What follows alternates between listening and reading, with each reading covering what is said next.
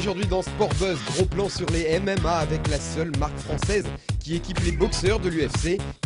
Vous verrez également comment les journalistes italiens ont fêté le match nul du Milan AC face à Barcelone.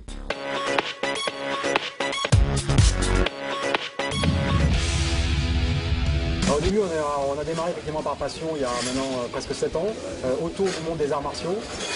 Et très vite, on s'est aperçu que dans les arts martiaux, il y avait un phénomène qui était en train de déferler, c'était le phénomène UFC.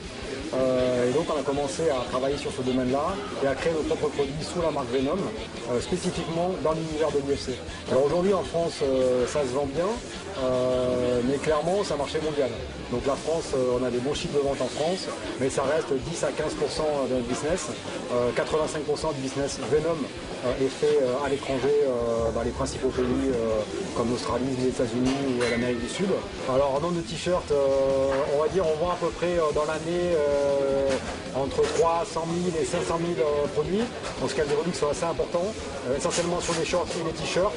Et sur un jour de combat spécifiquement, on peut avoir un business qui est multiplié entre 5 et 10 par rapport à l'événement, par rapport au succès qu'a le combattant Venom.